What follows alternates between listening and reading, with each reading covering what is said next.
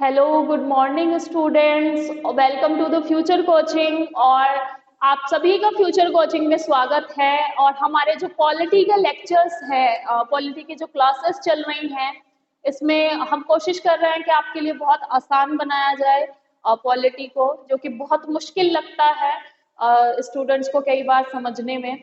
तो आज का जो हमारा टॉपिक है वो है मूल कर्तव्य या मौलिक कर्तव्य भी जिनको हम कहते हैं, या उसको इंग्लिश में फंडामेंटल ड्यूटीज भी कहते हैं।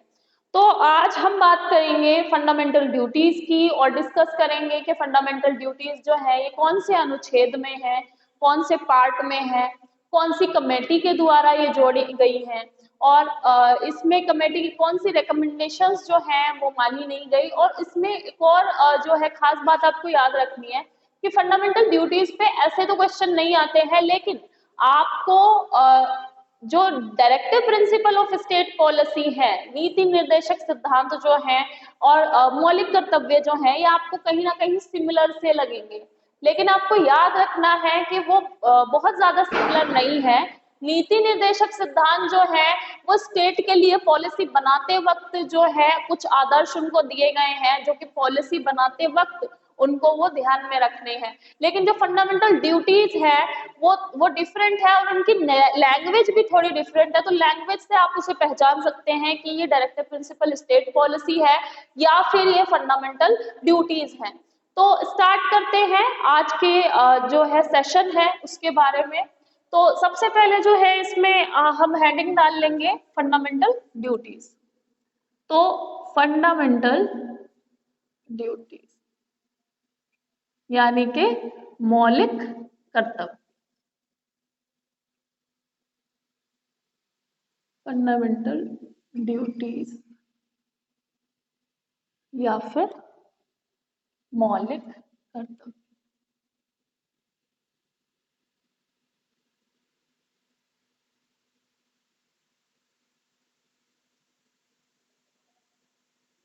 मौलिक कर्तव्य, तो मौलिक कर्तव्य जो है इसके बारे में सबसे पहली बात जो है आपको जाननी है वो ये है कि मौलिक कर्तव्य जब कॉन्स्टिट्यूशन बना था 1949 में, तो 1949 में जब कॉन्स्टिट्यूशन बन करके तैयार हुआ था, उस समय ओरिजिनल कॉन्स्टिट्यूशन में फंडामेंटल ड्यूटीज नहीं थी।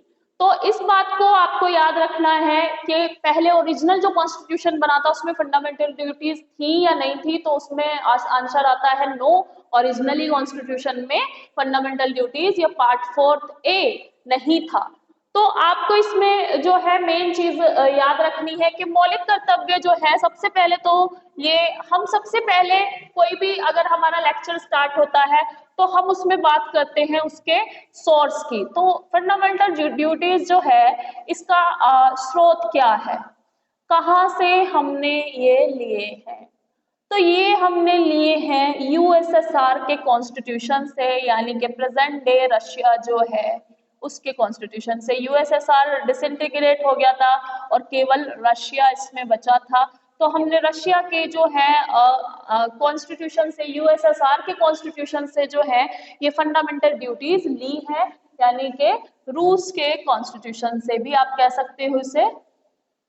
और इसको यूएसएसआर को हिंदी में कहते हैं सोवियत संघ। तो इसको आप सोवियत संघ भी लिख सकते हैं हिंदी में। जिन लोगों को इंग्लिश में प्रॉब्लम होती है वो हिंदी में लिख सकते हैं कि सोवियत संघ जो है वहां से हमने मौलिक कर्तव्य लिए हैं।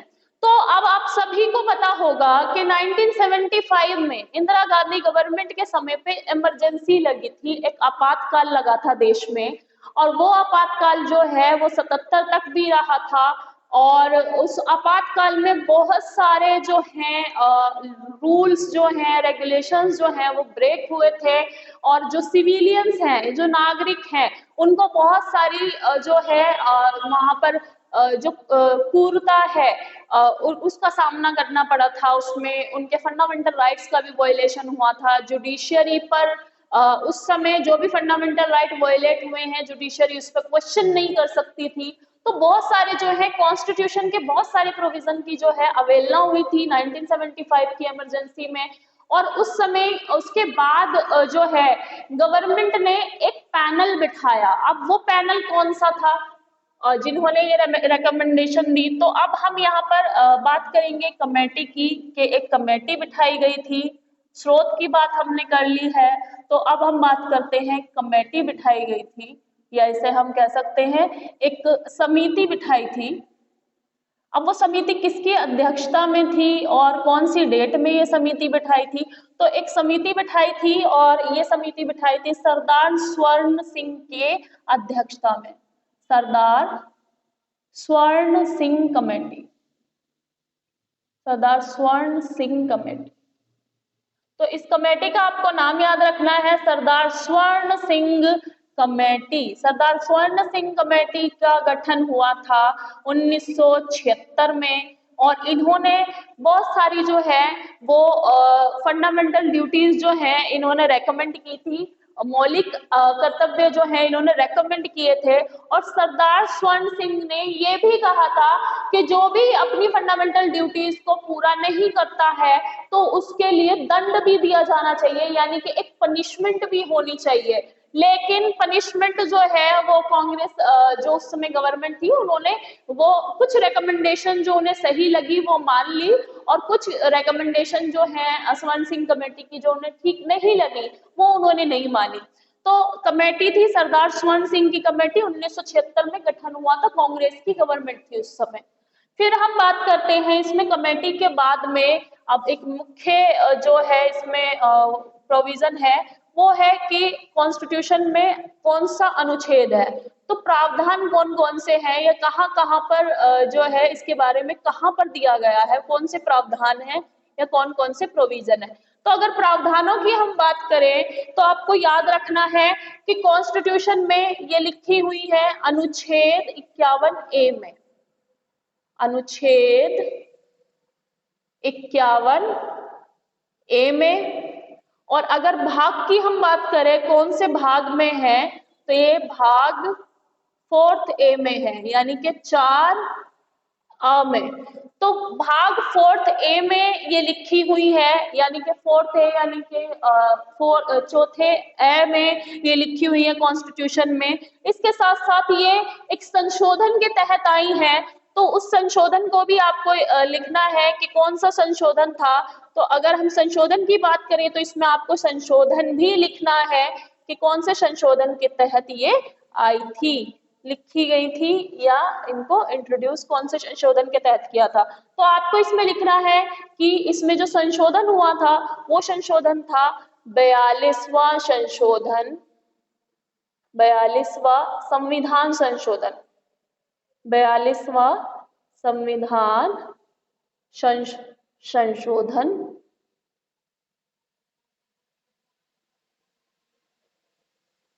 1976। तो आपको जो डेट याद रखनी है वो है 1976, और 42वां संविधान संशोधन जो है इसके तहत ये फंडामेंटल ड्यूटीज जो है ये कॉन्स्टिट्यूशन में जोड़ी गई थी। अब हम बात करेंगे कि कौन कौन से मौलिक कर्तव्य हमें दिए गए हैं। तो मौलिक कर्तव्य जो है ये कौन कौन से दिए गए हैं, और इसके तहत फिर कौन कौन से हैं जो कि बहुत बाइंडिंग है। बाइंडिंग मतलब कि अगर उनकी अवहेलना हुई तो क्या पनिशमेंट मिल सकती है या नहीं मिल सकती है। तो इसमें सबसे पहला तो है आपके लिए जो पहला जो इसमें ड्यूटी लिखी हुई है वो है भारतीय संविधान की, भारतीय संविधान, भारतीय संविधान का पालन करना व इसके आदर्शों का सम्मान करना। इसके आदर्शों जैसे राष्ट्रीय गान, राष्ट्रीय ध्वज, राष्ट्रीय ध्वज यानी कि झंडा, नेशनल फ्लैग राष्ट्रीय ध्वज, और राष्ट्रीय गान यानी कि नेशनल एंथम, राष्ट्रीय गान का सम्मान करना, का सम्मान करना।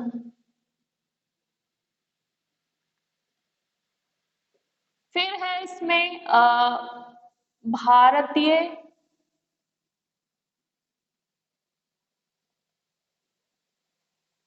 आदर्शों का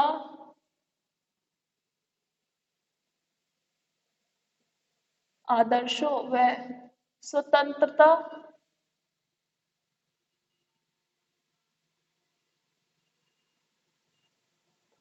स्वतंत्रता सेनानियों का सम्मान करना।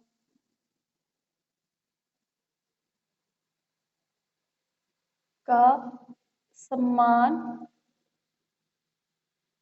करना।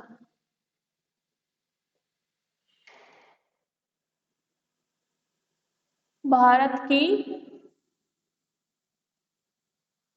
संप्रभुता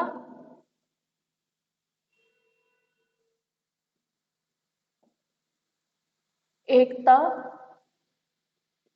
अखंडता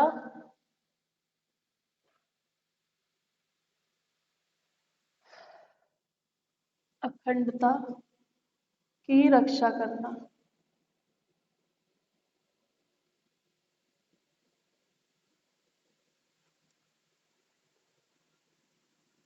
देश की रक्षा करना। देश की रक्षा करना तथा बुलाने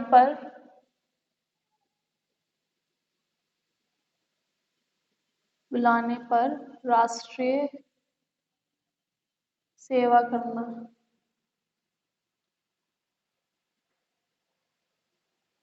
सेवा करना। ई है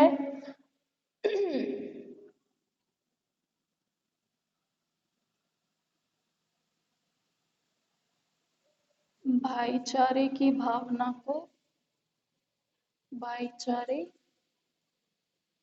की भावना को भावना का प्रचार करना या प्रसार करना।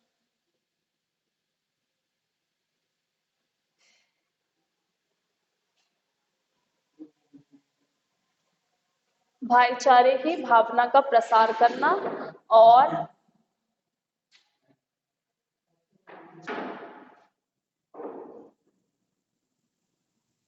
भारतीय संस्कृति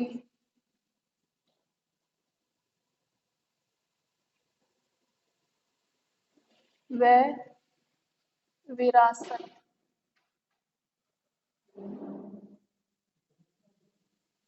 व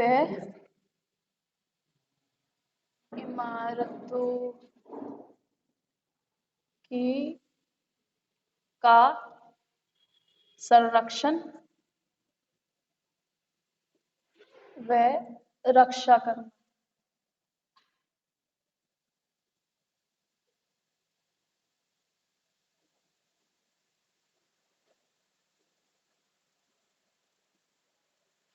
का संरक्षण व रक्षा करना। इसके साथ साथ इसमें है पर्यावरण का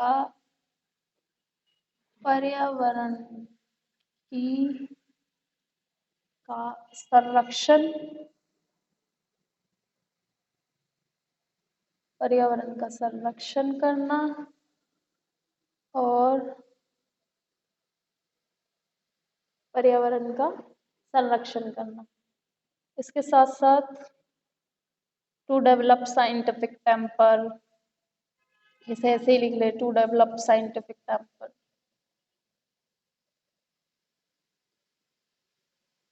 साइंटिफिक टेम्पर। और जो मोस्ट इम्पॉर्टेंट है इसमें एक ड्यूटी है दैट इज के, वो है अपने 6 से 14 वर्ष के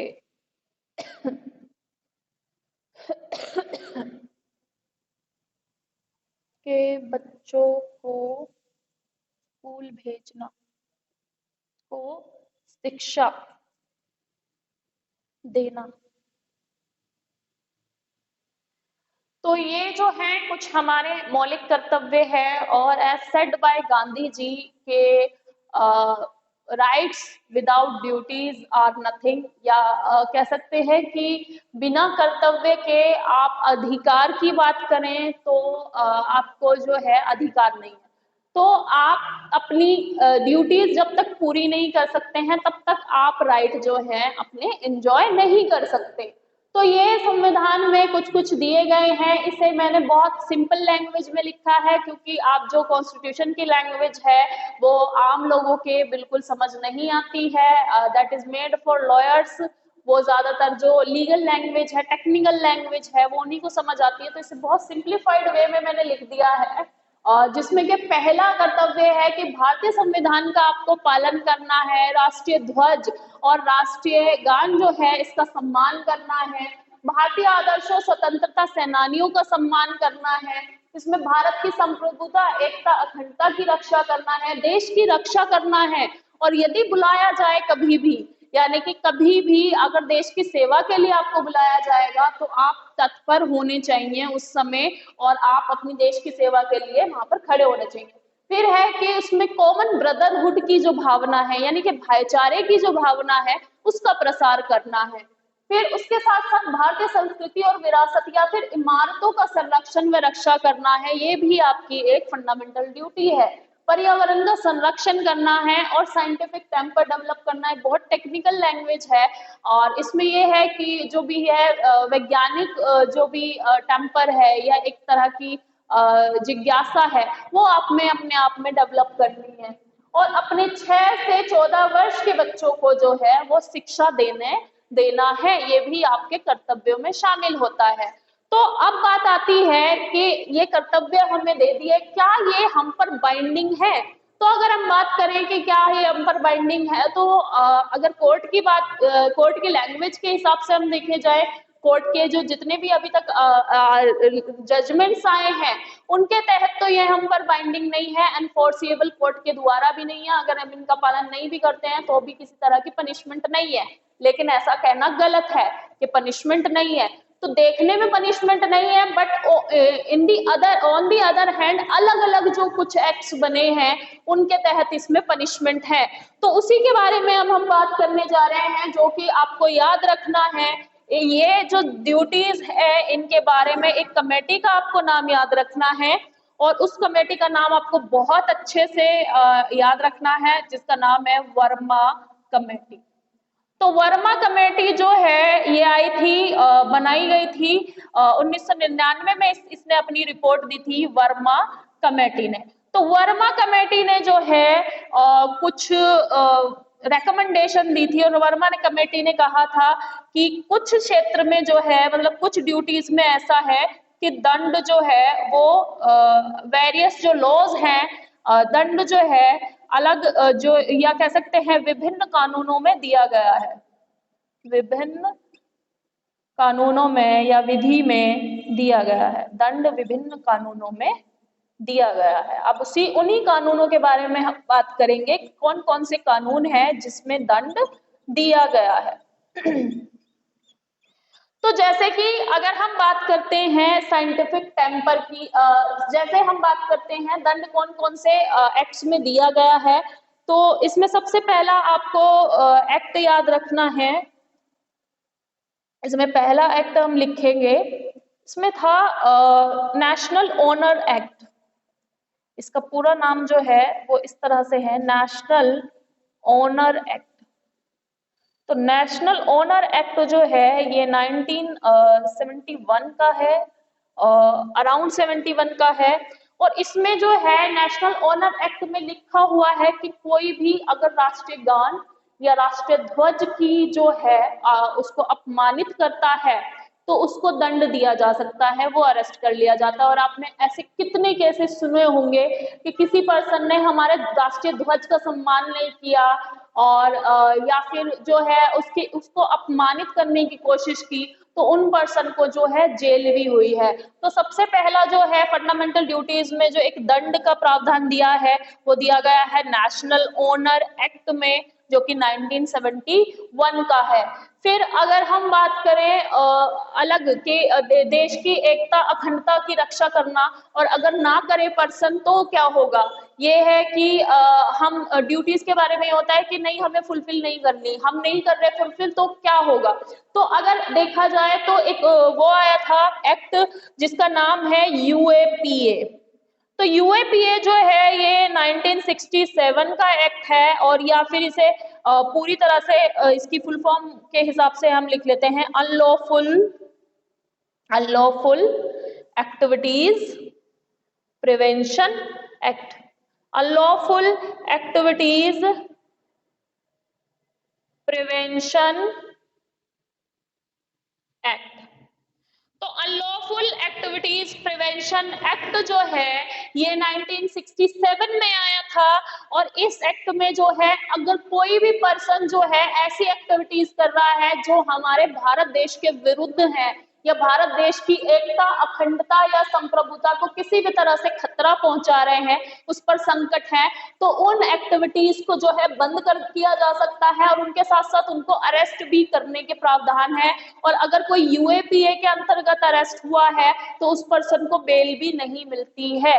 तो ये जो है ऐसे केसेस में होता है जैसे कि कोई पर्सन जो है दंगे भड़का रहा है, या जिन्होंने दंगे करवाए हो, या फिर किसी भी तरह की जो है आतंकी जो है एक्टिविटी में वो जुड़ा हुआ है, किसी भी तरह के आतंकवाद से जुड़ा हुआ है, आतंकी एक्टिविटी में जुड़ा हुआ है, तो ऐसे पर्सन को जो है वो उसकी ऑर्गेनाइजेशन भी बंद कराई जा सकती है, और उस पर्सन को जो है सजा भी दी जा सकती है। तो इसमें जो है वर्मा कमेटी ने ये बातें कही है। उसके तहत अगर हम पर्यावरण की बात करें, यहाँ पर हमारा एक वर्ड है कि पर्यावरण की रक्षा करना, संरक्षण करना।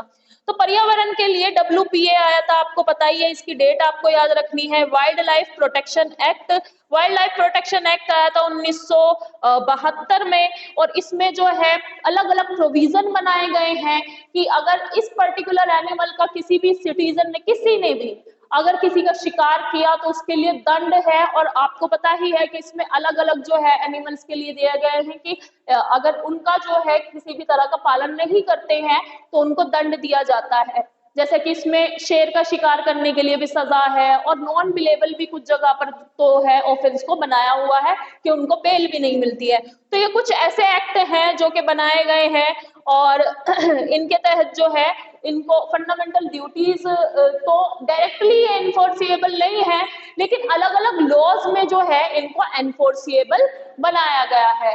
तो ये जो फंडामेंटल ड्यूटीज हैं इनके बारे में आपको जो बातें हैं वो फिर से हम एक बार देख लेते हैं कि स्रोत कहाँ का है, कहाँ से लिया गया है। तो ये यूएसएसआर से लिया गया है, रूस से लिया गया है, और इसमें जो है वर्मा कमेटी 1999 में इन्होंने वर्मा कमेटी की जो रिपोर्ट आई थी, इन्होंने दंड के प्रावधान भी बताए हैं यहाँ पर। अगर हम इसकी शुरुआत की बात करें तो इसमें सरदार स्वर्ण सिंह कमेटी जो है 1976 में गठित की गई थी।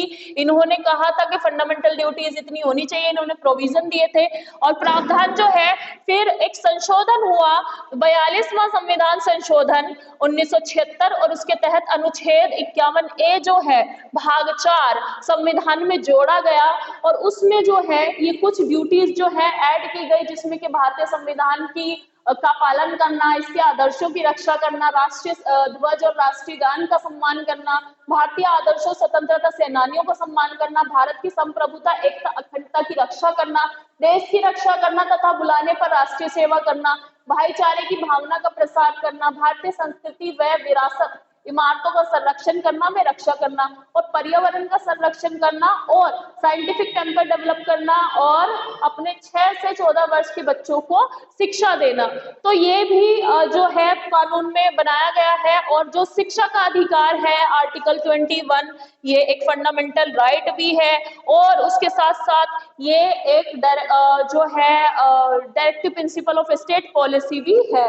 तो ऐसे जो इसमें जो है मेजर, अगर हम बात करें क्वेश्चन की बात करें कि क्या क्या क्वेश्चन बन सकते हैं, तो आपको याद रखना है कि क्वेश्चन किस तरह से बनेंगे। क्वेश्चन आपसे पूछा जाएगा कि मौलिक कर्तव्य कौन सी समिति द्वारा, अगर हम क्वेश्चन लिखे तो आप इसमें लिखेंगे कि मौलिक कर्तव्य कौन सी समिति द्वारा समिति द्वारा सुझाए गए थे या फिर इनके सुझाव दिए गए थे? कौन सी समिति द्वारा सुझाए गए थे या किस समिति ने इनके जो है सुझाव दिए थे? तो आपको याद रखना है सरदार स्वर्ण सिंह कमेटी 1976। इसमें फिर एक क्वेश्चन और बन सकता है आपका क्वेश्चन कि मौलिक कर्तव्य कौन से अनुच्छेद में दिए गए हैं इसके प्रावधान? तो आपको अनुच्छेद 51A याद रखना है। कौन से भाग में दिए गए हैं? तो भाग 4A याद रखना है। कौन सा संवैधानिक संशोधन हुआ था? तो आपको याद रखना है 42वां संविधान संशोधन द्वारा जो है ये ऐड किए गए थे। और इसमें एक कमेटी और आई थी। हाँ, स्रोत के बारे में पूछ सकते हैं कि इसके स्रोत कौन कहाँ से लिया गया है? तो यूएसएसआर सोवियत संघ से, जो प्रेजेंट डे में रशिया है, वहां के कॉन्स्टिट्यूशन से ये लिए गए हैं। और वर्मा कमेटी जो है इसने एक बनाई गई थी 1999 में कि क्या फंडामेंटल ड्यूटी की अगर कोई अवहेलना करता है या इनका पालन नहीं करता, क्या सजा भी दी जा सकती है कुछ केसेस में? तो हाँ, बिल्कुल दी जा सकती है। अगर वो संविधान के जो सम्मान है यानी कि राष्ट्रीय ध्वज है या राष्ट्रीय गान की अवहेलना कर रहा है तो उस पर्सन को जो है वो अरेस्ट कर लिया जाएगा, क्योंकि उसने अपने नेशनल ऑनर जो है उसका सम्मान नहीं किया। और ये कौन से एक्ट के थ्रू आया? ये आया नेशनल ऑनर एक्ट 1971 और यूएपीए के 1967 के तहत अगर कोई दंगा भड़का रहा है या कोई अराजकता फैलाने की कोशिश कर रहा है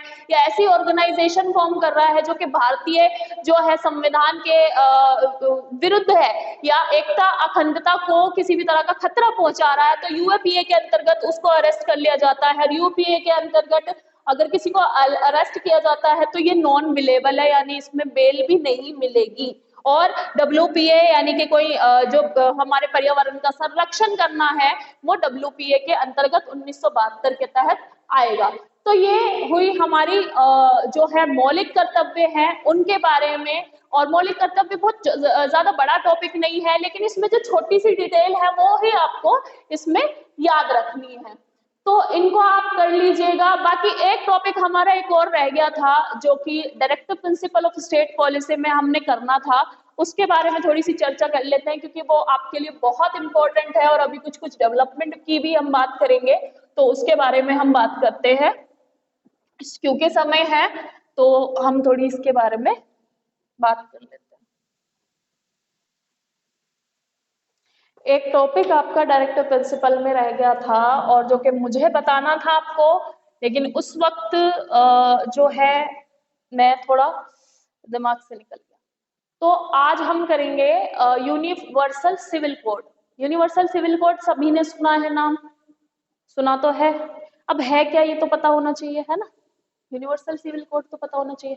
तो यूनिवर्सल सिविल कोड जो है सबसे पहले तो आप लिखेंगे यूनिवर्सल सिविल कोड, इंग्लिश में लिख लीजिएगा यूसीसी, याद रहेगा। हिंदी में याद नहीं रहता है क्योंकि हिंदी में आप नहीं याद कर पाएंगे।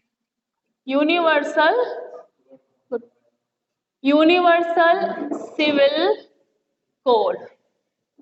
तो यूनिवर्सल सिविल कोड जो है सबसे पहले तो हम इसके बारे में ब्रीफ में बात करेंगे कि यूनिवर्सल सिविल कोड होता क्या है। तो आप सभी ने नाम सुना होगा यूनिवर्सल सिविल कोड का, तो क्या होता है यूनिवर्सल सिविल कोड? इसका क्या मतलब है?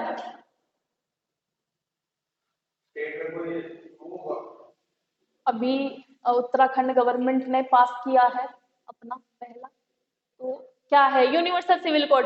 तो यूसीसी के बारे में सबसे बहुत ज्यादा बात होती है, तो सबसे पहले तो इसके बारे में आपको ये जानना है what is universal civil code, what is UCC. UCC लिख दिया यूं तो समझ जाना है यूनिवर्सल सिविल कोड की शॉर्ट फॉर्म है यूसीसी, ठीक है? तो universal civil code is one law for all, ठीक है? इसे हम ऐसे समराइज कर सकते हैं, वन लॉ फॉर ऑल, यानी सभी के लिए एक कानून, ठीक है? वन लॉ फॉर ऑल, सभी के लिए एक कानून, सभी के लिए एक कानून। अब ये सभी के लिए एक कानून है, अब इसके प्रावधान भी है कहीं, क्या कहीं लिखा हुआ है कि आपको करना है? यस।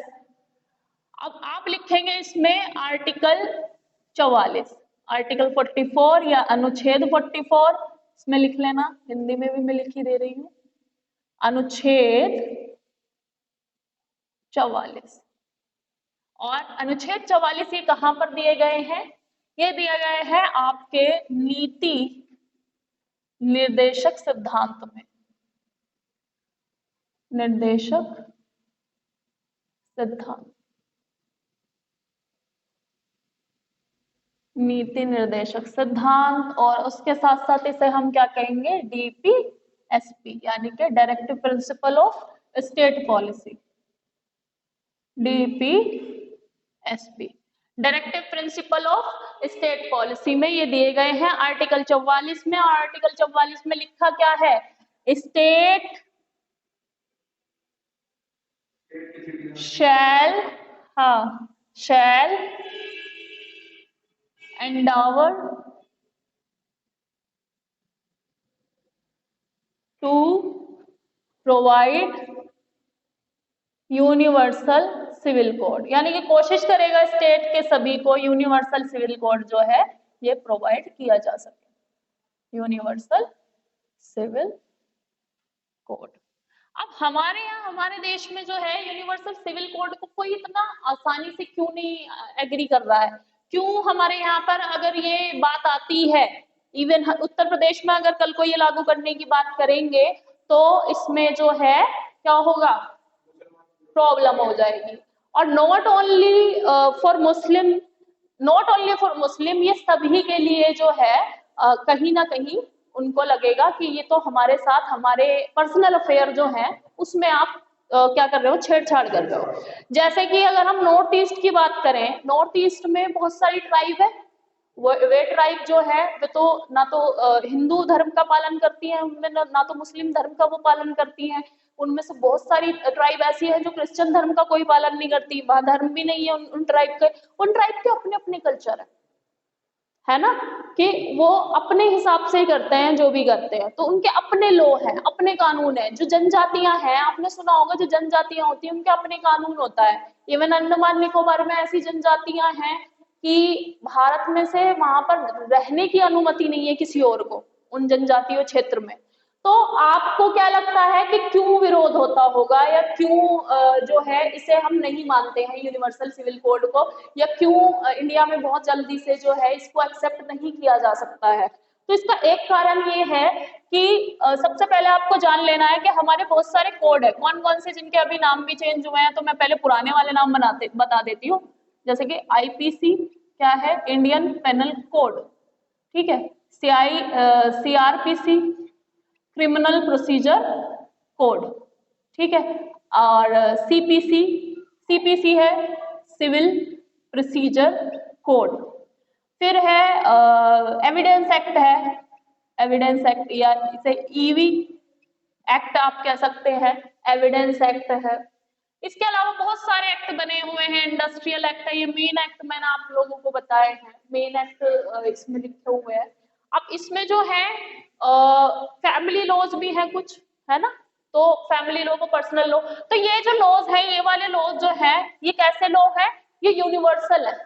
यूनिवर्सल का मतलब है ये इररिस्पेक्टिव ऑफ ए पर्सन का रिलीजन क्या है, कास्ट क्या है, ये सभी पर लागू है। जैसे कि अगर आपने कोई क्राइम किया है तो आईपीसी के तहत आपको अरेस्ट किया ही किया जाएगा। आप ये नहीं कह सकते कि मेरे पर्सनल लॉ में ये कानून, ये जो गुनाह है ये उसकी श्रेणी में नहीं आता दंड की, तो इसमें आप मुझे अरेस्ट नहीं कर सकते।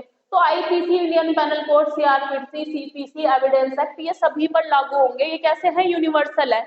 ऑन दी अदर हैंड अगर हम बात करें किसकी, जो हिंदू पर्सनल लॉ है या हिंदू लॉ है, ठीक है, हिंदू विधि, लॉ को हिंदी में, शुद्ध हिंदी में विधि कहते हैं, या मुस्लिम विधि है, या मुस्लिम पर्सनल लॉ कह सकते हैं इसे, मुस्लिम पर्सनल लॉ, मुस्लिम पर्सनल लॉ, ठीक है। और जैसे हमारा है, हिंदू है, मुस्लिम है, तो सिख्स का भी है, ठीक है। अब जैन्स का भी है, अलग अलग है, और बौद्ध का भी है, ठीक है, जो बौद्ध धर्म से बिलोंग करते हैं उनका भी है। ऐसा नहीं है कि हमारा ही नहीं है। और फिर उसमें जनजातियां भी हैं। तो हमारे जो है पर्सनल लॉ अलग है ना, हमारे यूनिवर्सल लॉ तो सेम है, ये तो सभी पर अप्लाई होंगे, कॉन्स्टिट्यूशन सब पे अप्लाई होगा, लेकिन हमारे पर्सनल लॉ जो है ये सेम नहीं है।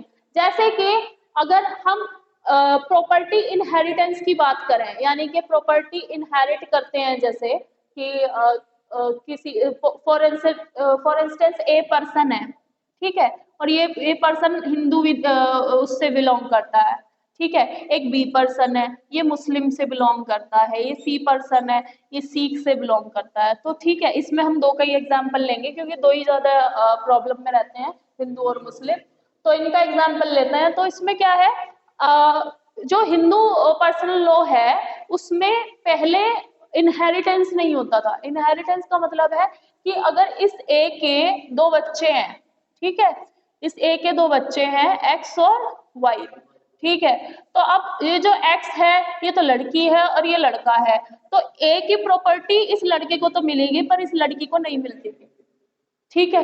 इनहेरिटेंस में क्या होता था कि लड़के को तो दे रहे हैं प्रॉपर्टी, लड़की को नहीं दे रहे।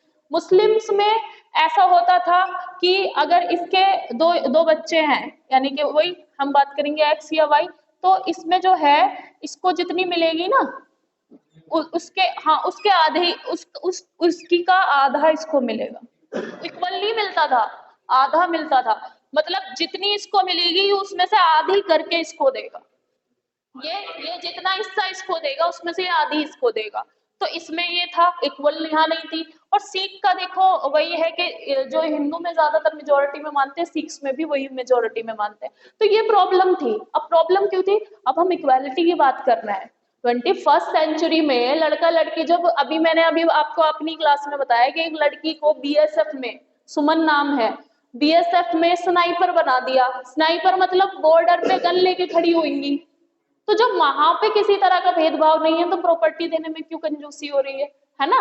तो एक तो ये हो गई, पहली बात तो हो गई किसकी, भाई प्रॉपर्टी की, ठीक है। अब दूसरी बात आती है पर्सनल लॉ हमारे क्या अलग है, तो यहाँ पर जो शादी होती है यहाँ माना जाता है फेरे में, और इसे क्या कहते हैं, सतपदी विवाह, सतपति पदी विवाह। सतपदी का मतलब होता है 7 फेरे, है ना, फेरे वो तो आपको पता ही है। और वो एक तरह का, यहाँ पे हिंदू पर्सनल लॉ में जो शादी होती है वो संस्कार होता है, आपको पता है, संस्कार मतलब ये संस्कार में माना जाता है, करना जरूरी है ना, संस्कार है, करना जरूरी है। मुस्लिम लॉ में जो शादी होती है उसका नाम होता है निकाह। अब निकाह जो है ये एक तरह का कॉन्ट्रैक्ट होता है, हाँ, ये एक तरह का कॉन्ट्रैक्ट होता है, मतलब it's a form of contract. अब कैसे कॉन्ट्रैक्ट, के जो लड़के वाले हैं उनको एक डावर देना पड़ता है, लड़की वाले जो डावरी देते हैं ना, लड़के वालों को मेहर देना पड़ता है, ये तो पता ही होगा, मेहर देते हैं लड़के वाले, नई जनरेशन को नहीं पता होगा। जो लड़के वाले हैं उनको लड़की को एक मेहर देना पड़ता है, मेहर का मतलब है डावर। अब ये मनी भी हो सकता है या कोई सामान भी हो सकता है, और ज्यादातर मनी होता है, ठीक है। हक मेहर सुना है, मेहर सुना है, मेहर तो सुना होगा आप लोगों ने, नहीं सुना, मेहर कभी नहीं सुना। शादी में मेहर होता है, लड़के वाले लड़की को देते हैं, कहते हैं कि कितने मेहर दिए हैं, यो इतने मेहर पे शादी हुई है, जैसे कि 20,000 मान लो, कोई 1 लाख का मेहर भी देता है। अब इसके लिए मैं आपको एक मूवी बताती हूँ, सलमान खान की, बहुत पुरानी मूवी है। उस मूवी में जो है सलमान खान जो रहता है उसमें 2 वो है विलन, एक प्राण है, आप जानते होंगे, प्राण है, और एक वो है डैनी है शायद, जो बहुत पुराना है। तो उन दोनों की दुश्मनी रहती है और वो अपने बेटा बेटी की शादी उनकी हो जाती है। तो उसमें जो है जब शादी में सलमान खान की शादी तो हो जाती है, लेकिन सलमान खान के पिता को वो पसंद नहीं रहता उसका बाप लड़की का, तो वो क्या करता है, जो मेहर होता है ना लड़की के गले में, वो माला डाल के पैसों की उसे घर वापस भेज देता है। तो वो सीन तो देखा है, तो वो जो उसके गले में पैसों की माला डालता है ना, वो उसका मेहर होता है। और वो मेहर लड़की वाले नहीं देते, कौन देता है, लड़के वाले लड़की को देते हैं, हाँ, तो वो होता है मेहर, है ना, ऐसा तो समझ जाओ। वो मूवी तो सबने देखी होगी, सीन तो सबने देखा होगा, वो अपने घर चली जाती है फिर लड़की, और फिर उनका वहां पे झगड़ा शुरू हो जाता है, फिर वो एक दूसरे को सगे संबंधियों को मारना शुरू कर देते हैं। तो ये वो जो गले में माला होती है वो मेहर की माला होती है, वो कुछ लाख रुपए होते हैं जो उसके गले में डाल के वो बेच देते हैं। तो इसमें ये शादी होती है एक तरह का कॉन्ट्रैक्ट, ये होता है मेहर, ठीक है। और यहाँ पर क्या होता है, संस्कार होता है। अब चलो शादी की भी बात होगी, अब बात आती है डिवोर्स। तो यहाँ तो डिवोर्स होता है हिंदू विधि में, जो अब डिवोर्स होता है वो, हाँ, वो आप वकीलों के द्वारा होगा, यानी कि लॉ के अकॉर्डिंग होता है, ठीक है। यानी कि आपको जाना है, अगर आपको वो करवाना है तो आप वहां जाएंगे, यानी कि कोर्ट जाएंगे। लेकिन यहाँ पे जो डिवोर्स होता था पहले, पहले की बात करेंगे क्योंकि अब यहाँ पे भी लॉ के हिसाब से होगा। पहले यहाँ पर होता था तलाक। अब तलाक की जो कमियां हैं वो आप लोगों को पता होनी चाहिए, मतलब हम इसमें बात कर रहे हैं तो ये पर्सनल लॉ, लेकिन यहाँ पर हम बात करेंगे इक्वालिटी की। इक्वालिटी क्या है कि एक जो मेल है वो अपनी पत्नी को तलाक दे रहा है, 3 बार तलाक कह के उसकी डिवोर्स हो गई। अब वो चाहे उसने गुस्से में कही हो, कैसे भी कही हो, वो तलाक, लेकिन वो जो तलाक दी जाएगी अगर मेल कहेगा तभी तलाक मानी जाएगी, फीमेल तलाक नहीं दे सकती। हाँ, मेल ही दे सकता है, फीमेल तलाक भी नहीं दे सकती। तो हाँ, तो पहले था कि मेल ही दे सकता, फीमेल नहीं दे सकती। अब जैसे मेल ने उसको तलाक दे दिया, अब तलाक देने के बाद जो है उस फीमेल को मेंटेनेंस भी नहीं दी जाती थी। मेंटेनेंस मतलब मान लो उसके बच्चे हैं, अब कल को उसके बच्चे जो हैं उसको खिलाएगा पिलाएगा कौन? वो तो तलाक दे के हट गया, उसने तो अगले दिन ही दूसरा निकाह कर लिया। तो ये चीज जो है ये प्रॉब्लम है सबसे बड़ी। तो इसमें जो है एक बहुत बहुत इंपॉर्टेंट केस आया था, ये था शाह बानो केस।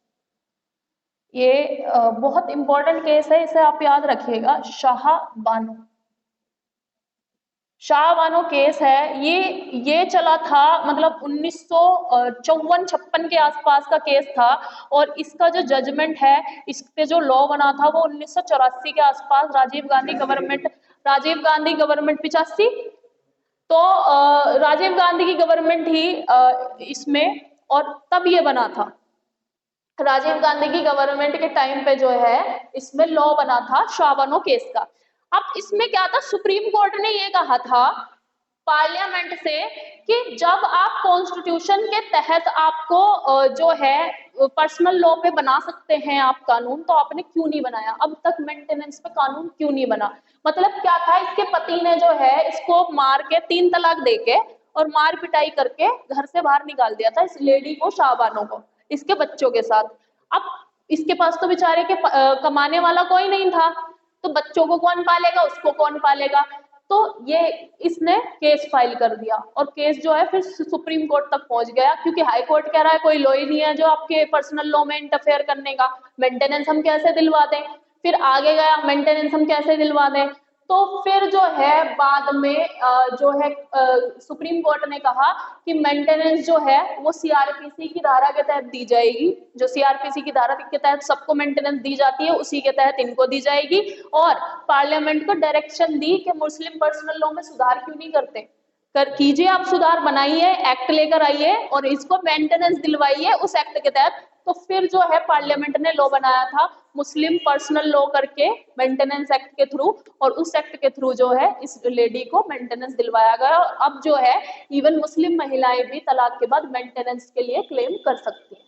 तो ये बहुत बड़ा लैंडमार्क जजमेंट माना गया था उस समय, जब कोई भी मुस्लिम लॉ के सुधार के लिए ना कोई भी करता नहीं था, क्योंकि पता है कम्युनिटी भड़क जाएगी। सभी की बात है, कोई अगर ट्राइबल्स के साथ कुछ करना चाहेगा, जनजातियों के उसमें इंटरफेयर करना चाहेगा तो वो भी भड़क जाएंगे।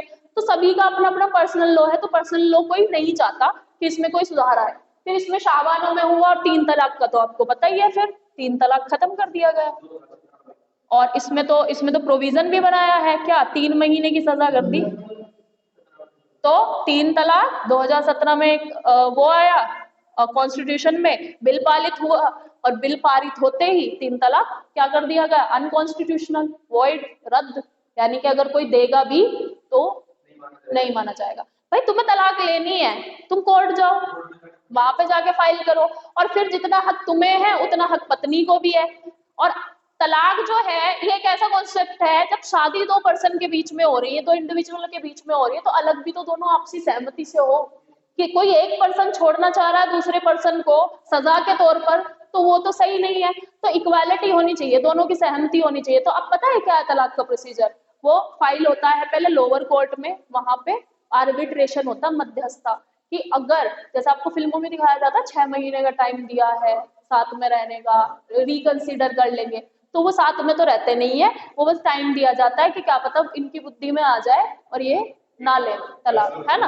तो फिर वो उस टाइम के बाद जाते हैं कोर्ट दोबारा, जज फिर पूछता है कि हाँ जी क्या तुमने सोचा है, तो वो कहते हैं कि नहीं जी नहीं बन रही हमारी, तो फिर हो जाता है तलाक। तो इस तरह का कुछ टाइम है। अब उसमें उसे पैसे वैसे लेने अपने पति से, वो अलग बात है ना। तो वो भी है, ठीक है। तो ये सारा प्रॉब्लम था, मैंने बता दिया। प्रॉपर्टी का एक तो इनहेरिटेंस का सबसे बड़ा प्रॉब्लम था, शादी को लेकर था, डिवोर्स को लेकर बहुत बड़ा प्रॉब्लम था। तो ये सब जो है यूसीसी के तहत जो है कोशिश की गई कि इसको लाया जाए, लेकिन हमारी कंट्री में हम पूरी तरह से मतलब ऑल इंडिया लेवल पर नहीं ला पाए। क्यों? क्योंकि बहुत सारी जनजाति है, इन लोगों के अलावा भी बहुत सारी ट्राइबल्स हैं जिनके अपने अपने लॉज हैं, और उन पे एकदम से अगर लागू कर देंगे तो देश में जो है अलग अलग जगह पर प्रोटेस्ट स्टार्ट हो जाएंगे। उस वजह से हमारे यहाँ पर जो है एकदम से स्टार्ट नहीं हुआ। और यूनिवर्सल सिविल कोड जो है, पहला स्टेट कौन सा है जहां पर ये था पहले से ही? कौन सा स्टेट है? अभी रिसेंट में जिसने पास किया उसका नाम मत बताना, उसका तो मैं भी बता रही हूँ। तो अभी जो है पहला जो स्टेट था, फर्स्ट स्टेट आप इसे कह सकते हैं, जहां पे यूनिवर्सल सिविल कोड पहले से ही था, वो था गोवा। तो गोवा जो है यहाँ पर यूनिवर्सल सिविल कोड पहले से ही था, मतलब गोवा में जो है पुर्तगालीज रहते थे। अब चूंकि वहां पे पुर्तगाली रहते थे, तो पुर्तगाली जो है इन्होंने वहां लॉ बनाया हुआ था, और वहां पे कोई भी पर्सनल लॉ उनका नहीं माना जाता, जो जो उसमें गोवा में लॉ लगा हुआ है वही माना जाता है। और ये भी यूसीसी नहीं है, वो है जीसीसी, यानी गोवा सिविल कोड। तो गोवा सिविल कोड है। लेकिन अब इंडिया में प्रथम स्टेट बन गया है जहां पे यूनिवर्सल यूसीसी जो है आ गया है। ये कौन सा है पहला स्टेट इंडिया में? उत्तराखंड। तो उत्तराखंड में याद रखना आप इसका, उत्तराखंड। और उत्तराखंड ने जो है एक, गोवा पहला इसलिए नहीं कह सकते क्योंकि गोवा में पुर्तगाली के टाइम पर ही है, इंडिपेंडेंस से नहीं है, पहले से ही है, इसलिए हम गोवा को पहला नहीं कह रहे। गोवा में जीसीसी है, यानी गोवा सिविल कोड, यानी कि पुर्तगाली है, इंडिपेंडेंस से पहले ही यहाँ पे है। लेकिन उत्तराखंड में इंडिपेंडेंट के बाद पहला एक कदम उठाया गया जहां पर यूनिवर्सल सिविल कोड जो है आ गया है, यानी कि अब यहाँ पे डिवोर्स भी लॉ के अकॉर्डिंग होगा, यहाँ पर शादी भी जो है वो अपने पर्सनल लॉ के अकॉर्डिंग हो जाए, लेकिन डिवोर्स जो है वो लॉ के अकॉर्डिंग होगा। और इसी के साथ साथ इसमें एक बहुत कंट्रोवर्शियल प्रोविजन जो है वो जोड़ा था, वो था उसको लेकर, इसे क्या कहते हैं, लिव इन रिलेशनशिप। ठीक है, शादी के पहले ही मतलब बिना शादी के साथ में रहना, ठीक है, लिव इन रिलेशनशिप। तो लिव इन रिलेशनशिप को जो है इन्होंने इसमें डाला है, जो कि मैं कंट्रोवर्शियल प्रोविजन इसलिए बता रही हूँ क्योंकि बहुत कंट्रोवर्शियल हो गया था। इसमें इन्होंने कहा कि इन पर्सन को एक्स और वाई को जो है क्या करना पड़ेगा, ये रजिस्टर करवाना पड़ेगा अपना लिव इन। यस मतलब मजिस्ट्रेट के पास, रजिस्ट्रार के पास जो है रजिस्टर कराना पड़ेगा, और रजिस्टर नहीं कराएंगे तो उसके लिए पनिशमेंट है। तो दिस इज नॉट करेक्ट। मतलब इसे क्यों माना जा रहा है, इसे हम कहेंगे कि ये तो भाई आप फिर राइट टू जो प्रिवेसी है उसके अंतर्गत आपका क्या है, वायलेशन है, राइट टू प्रिवेसी। तो नहीं, रजिस्ट्रेशन के ये लोग लिव इन में रह रहे हैं एक्स वाई, इनको एक रजिस्ट्रेशन करवाना पड़ेगा। तो अब मैं आपको इंडिया की वो बताती हूँ रियलिटी, ठीक है, और ये आपको भी पता होगा, और समहाउ शायद आप वो कह के ऊपर वाला ना करे कि आप लोगों के साथ कभी ऐसा हो। तो होता क्या है, हमारे यहाँ पे रिलीजन का बड़ा डिवाइड है, ठीक है, रिलीजन का आपको पता ही है। अब कोई पर्सन करता है एक्स जो कि किसी दूसरे रिलीजन से बिलोंग करता है, ठीक है, मान लो ये मुस्लिम रिलीजन से बिलोंग करती है या हिंदू रिलीजन से बिलोंग करती है, और ये जो वाई जो लड़का है ये किसी और मतलब ये एक दूसरे रिलीजन से बिलोंग करता है जेड से, और ये दूसरे से करता है डब्ल्यू से। यानी कि ये मान लो हिंदू है, ये मान लो मुस्लिम है, ठीक है। अब क्योंकि इनके परिवार तो चाहेंगे नहीं ये साथ में रहे, ठीक है। अब ये साथ में रह रहे हैं और ये उत्तराखंड में है, तो इन्होंने रजिस्ट्रेशन करा लिया। अब रजिस्ट्रेशन में बहुत सारी जो है वो रहती हैं फॉर्मेलिटी।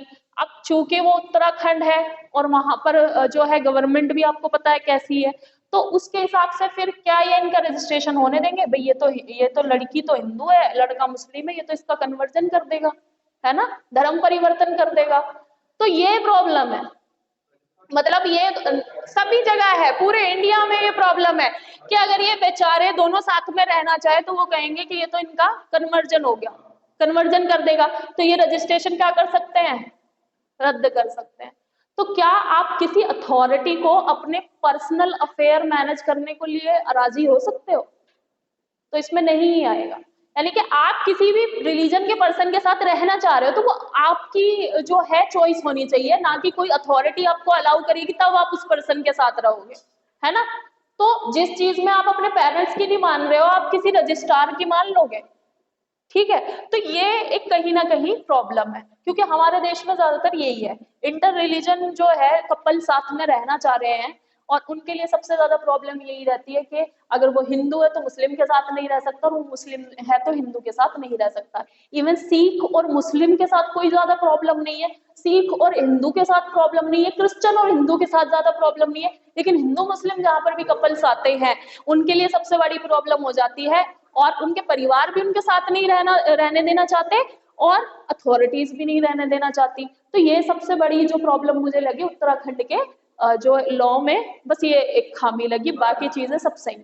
जो नरेंद्र मोदी जी हैं उन्होंने अब वो चलाई है ना, क्या कहते हैं, कुछ मुहिम चलाई है कि अंडर कास्ट मैरिज करोगे तुम्हें कुछ पैसे मिलेंगे। तो वो कास्ट के इंटर रिलीजन नहीं कहेंगे वो कभी भी, अगर उन्होंने इंटर रिलीजन कह दिया तो गवर्नमेंट गई। तो हाँ, इंटर रिलीजन वो कास्ट है, कास्ट मतलब क्या है, तो कास्ट के लिए तो बहुत इजी है कि वो तो वही है कि कुमार ब्राह्मण से कर ले और ब्राह्मण कुमार से कर ले, तो वो तो कोई इजी वो नहीं है। तो ये समझ आया कॉन्सेप्ट कि हम क्या बात कर रहे हैं।